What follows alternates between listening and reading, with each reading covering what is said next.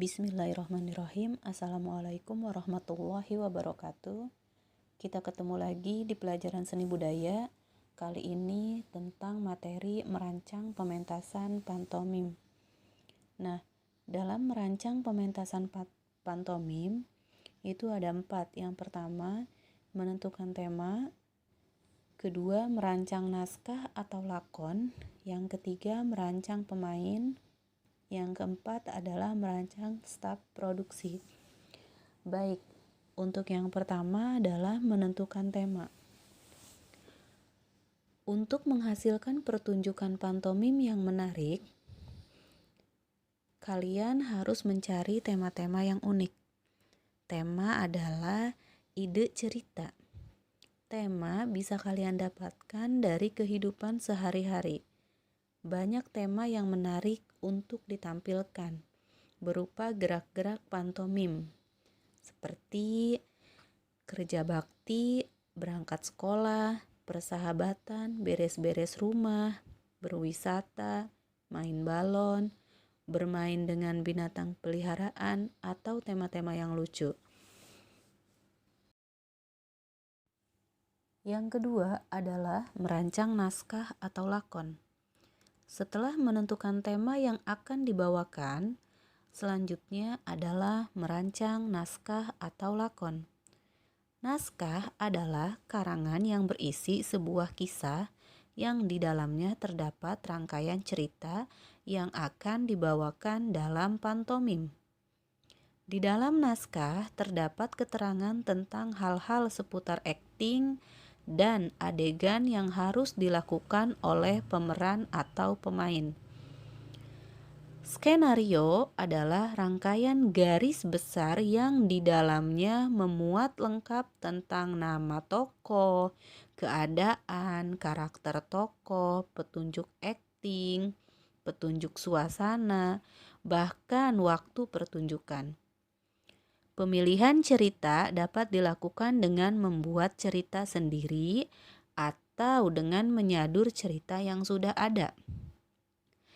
Jika menyadur dari cerita yang ada, maka langkah-langkahnya adalah membuat struktur cerita, membuat plot atau alur cerita, menentukan tokoh-tokoh cerita, dan membuat atau menentukan setting atau latar cerita. Kita bahas ya. Untuk membuat struktur cerita harus dibuat menarik agar penonton tidak mudah bosan.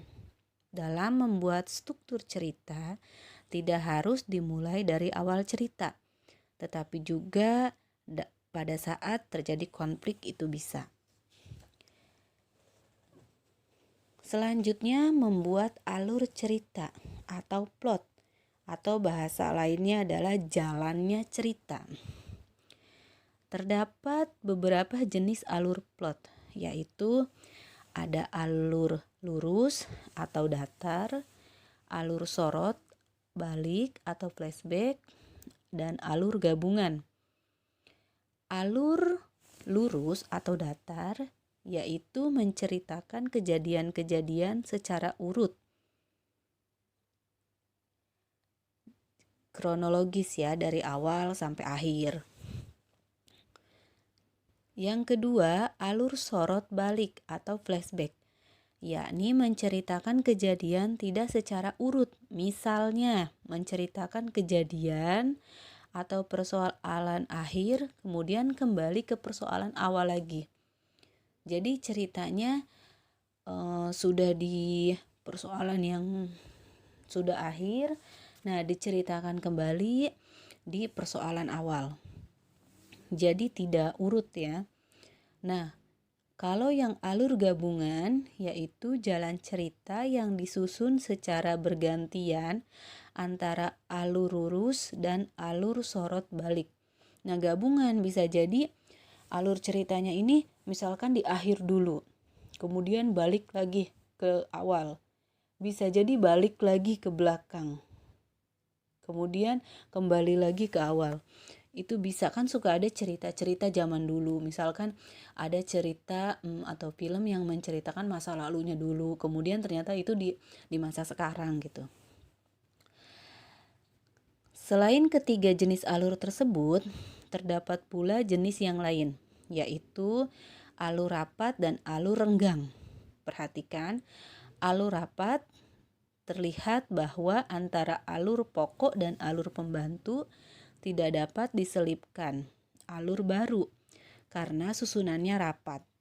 Sementara dalam alur renggang, antara alur pokok dan alur pembantu hubungannya masih sangat renggang, sehingga kemungkinan di antara alur-alur tersebut dapat disisipi alur baru. Dalam cerita Timun Emas, misalnya dapat dibuat alur lurus atau datar ataupun gabungan. Selanjutnya, menentukan tokoh-tokoh cerita. Berarti ini lebih kepada orangnya ya. Tokoh-tokoh cerita dijelaskan dengan karakteristik masing-masing.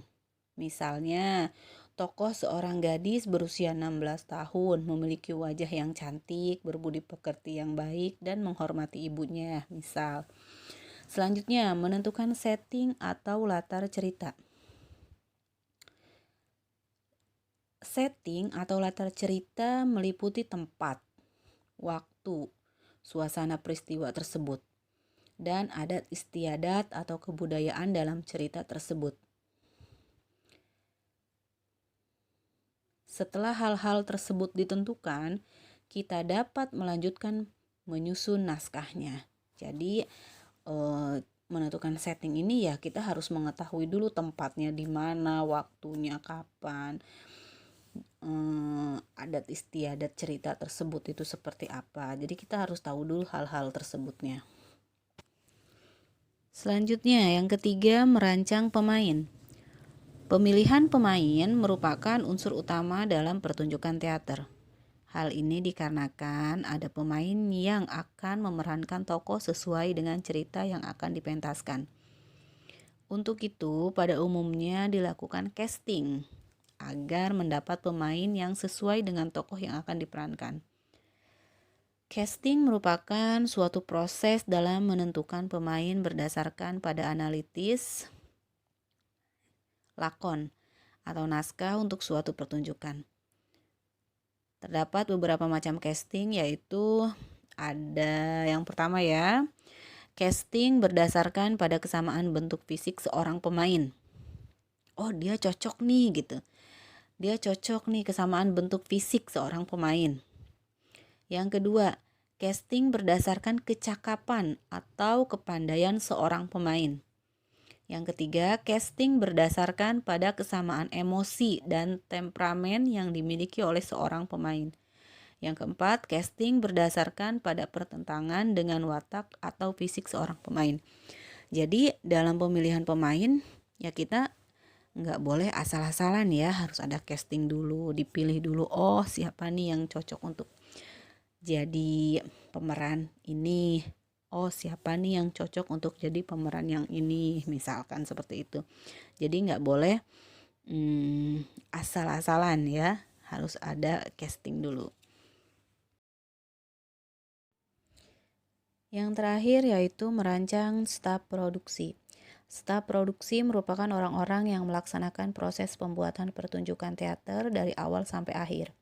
Staf produksi ini terdiri dari sutradara, tata busana kostum dan tata rias, latar atau setting dan properti, dan merancang latihan.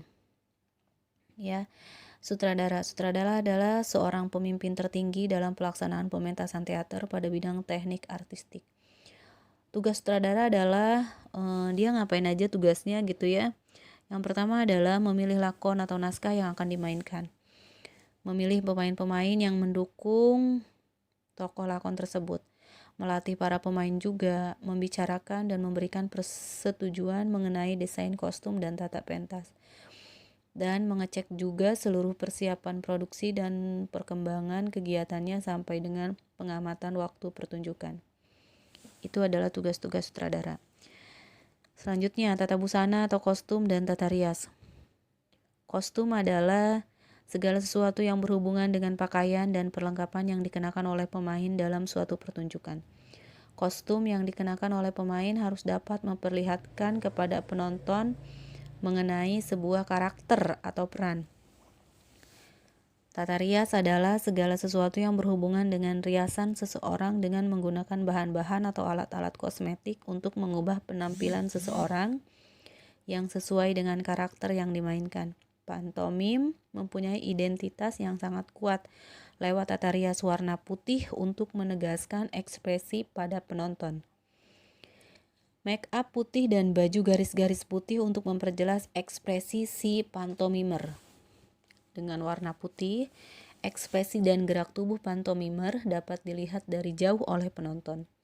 Sedangkan pemilihan warna hitam untuk menyeimbangkan kontras dengan warna putih, di mana hitam lebih cocok dijadikan warna latar belakang panggung. Warna putih mempunyai filosofi tersendiri di mana ada berjuta gerak dan ekspresi tersembunyi di balik warna ini. Namun saat ini tampilan make up pantomimer sudah lebih modern dengan lebih berwarna.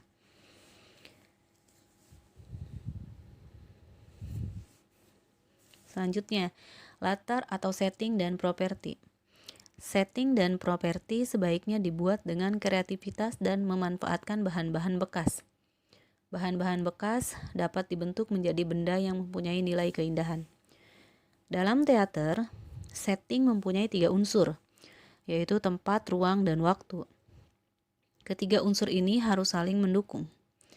Setting tempat berhubungan dengan lokasi di mana cerita itu berlangsung. Setting ruang berhubungan dengan ruang dalam, teras, pendopo, atau alam terbuka yang berkonsentrasi terhadap tata dekorasi. Jika settingnya di dalam ruangan, maka perabot yang dibutuhkan antara lain meja, kursi, tempat tidur, atau hiasan yang mendukung cerita. Jika settingnya di ruang pendopo, harus diperhatikan interior dan perabotnya. Ruang alam terbuka lebih kompleks, karena alam terbuka pengertiannya lebih luas. Di jalan, di hutan, tanah lapang, atau di tempat lain. Pertunjukan pantomim dilakukan di berbagai tempat seperti panggung atau gedung. Arena terbuka seperti jalan, pasar, bahkan kuburan seperti yang pernah dilakukan J-Max. Selanjutnya, yaitu merancang latihan. Proses latihan sangat diperlukan dalam merancang pementasan pantomim. Tidak ada keberhasilan tanpa usaha dan kerja keras. Latihan teater biasanya dipimpin oleh pelatih atau koordinator latihan. Latihan yang mengarah pada pementasan biasanya dilakukan langsung oleh sutradara yang ditunjuk untuk menangani pementasan. Latihan yang baik diawali dengan latihan rutin berupa pemanasan, olah tubuh yang berguna untuk mempersiapkan kebugaran pemain, olah suara yang berguna untuk kesiapan suara pemain. Waktu latihan yang teratur dan mencukupi dalam setiap minggunya akan terwujud pementasan yang baik dan sukses. Ada 3 latihan ya. Di sini latihan pertama, latihan kedua, dan latihan ketiga. Latihan pertama merupakan latihan mengenai rapat produksi, yaitu pembacaan naskah lakon yang kemudian diberikan arahan baik mengenai naskah tersebut maupun mengenai jalannya proses produksi sampai dengan latihan-latihan yang akan dilakukan. Dalam hal ini, bila dilakukan di lingkungan sekolah, yang memberikan arahan adalah guru. Jika di luar lingkungan sekolah, yang memberikan arahan adalah sutradara. Latihan kedua merupakan latihan olah tubuh. Ya. Latihan olah suara, latihan olah pikir. Para pemain melakukan teknik latihan tersebut, sedangkan bagi seorang sutradara adalah mengatur pemain di atas panggung, memblocking para pemain, menyusun komposisi irama dan aspek-aspek teknik lainnya. Para staf produksi yang lainnya merencanakan atau merancang mengenai bidangnya masing-masing, seperti penata kostum, merancang kostum yang akan dikenakan para pemain. Latihan ketiga, melatih adegan yang terdapat pada naskah. Latihan dilakukan secara sungguh-sungguh seperti pentas sungguhan. Latihan ini dapat dilakukan seperti gladi bersih. Jadi perbedaannya latihan pertama, latihan kedua, latihan ketiga adalah kalau yang pertama itu latihan pembacaan naskah lakon ya. Naskah dikuasain. Kemudian latihan kedua itu dia lebih kepada latihan olah tubuh, olah suara, dan olah pikir. Melakukan teknik apa nih gitu ya. Yang ketiga lebih kepada gladi bersih. Dia melatih adegan yang terdapat pada naskah. Dia harus jadi siapa, kemudian dia sudah siap dalam actingnya, itu gladi bersih sebelum dia tampil. Jadi latihannya 3 ya, latihan pertama, latihan kedua, dan latihan ketiga. Baik, materi seni budaya kali ini tentang merancang pementasan pantomim sudah selesai. Assalamualaikum warahmatullahi wabarakatuh.